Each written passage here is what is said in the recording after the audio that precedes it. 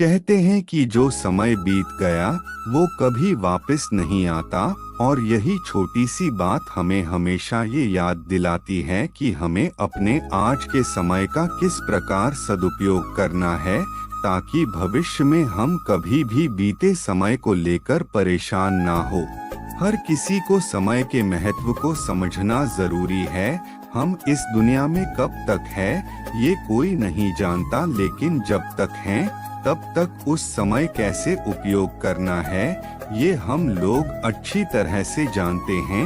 लेकिन फिर भी हम अपने लिमिटेड टाइम का वेस्ट करते हैं और अपने जरूरी कामों को हमेशा कल पर टालते रहते हैं।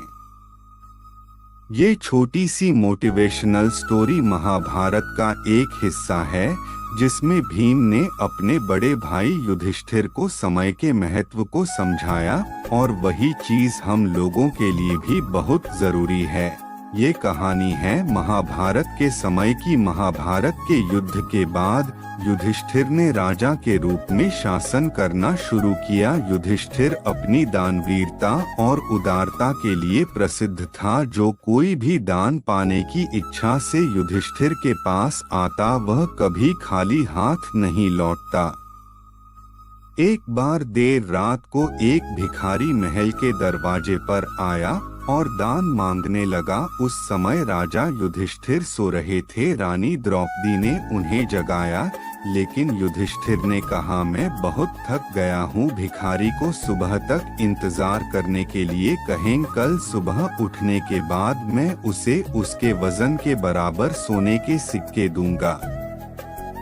द्रौपदी ने यह बात भीम को बताई। भीम ने जब ये बात सुनी तो वह तेजी से उस बड़ी घंटी के पास गया जो महल की छत पर थी, और वो घंटी सिर्फ तब बजाई जाती थी जब राजा युधिष्ठिर कोई बड़ा युद्ध जीतकर वापस आते थे।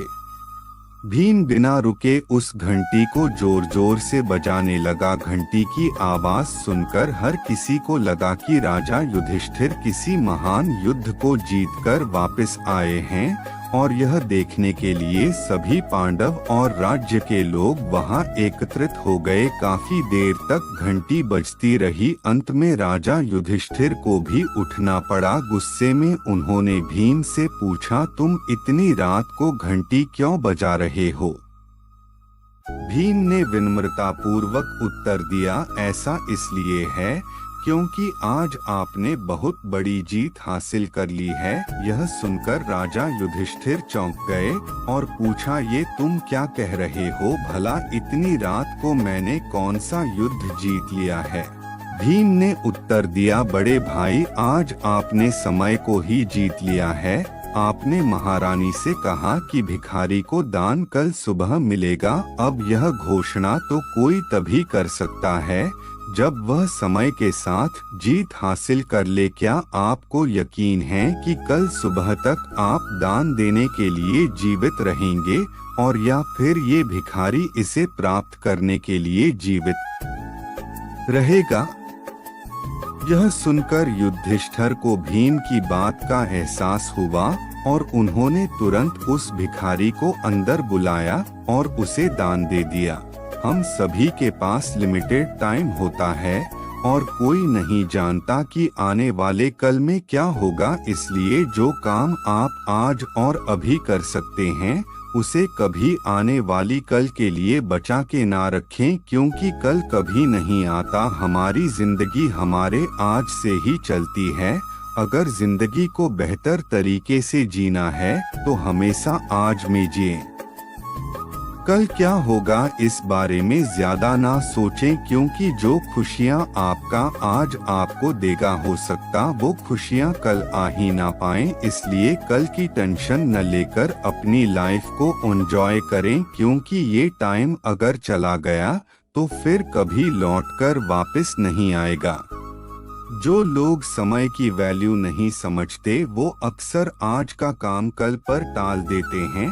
फिर चाहे वो काम कितना भी जरूरी क्यों ना हो, ऐसे लोग खुद का समय तो बर्बाद करते ही हैं और साथ ही वो दूसरों का समय भी बर्बाद कर देते हैं। कोई भी काम चाहे वो बहुत जरूरी हो या ना हो, लेकिन अगर वो काम अगर आप आज कर सकते हैं तो उसे कभी भी कल पर टालें।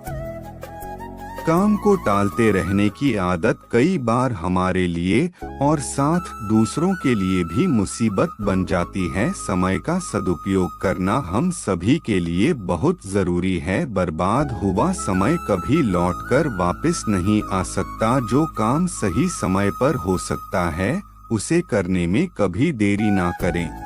जो लोग अपने समय का सही उपयोग करना जानते वो जिंदगी में कभी भी समय का रोना नहीं रोते, क्योंकि उनका हर काम उनकी सोच और समय के हिसाब से सही होता है। वरना आपको बहुत से ऐसे लोग भी मिल जाएंगे जो हर वक्त यही कहते रहते हैं कि मेरे पास तो टाइम ही नहीं है। टाइम सबके के पास बराबर होता है। हर किसी को दिन के 24 घंटे ही मिले हैं। बस ये हम पर डिपेंड करता है कि इन 24 घंटों को हमें किस तरह से बिताना है। अपने समय का ध्यान रखने और जितना हो सके समय रहते ही सारे कामों को पूरा कर ले, ताकि आपके पास जिंदगी को जीने का भी वक्त रहे। अगर वीडियो पसंद आए तो वीडियो को लाइक और शेयर करें और कृष्ण वाणी चैनल को सब्सक्राइब करें।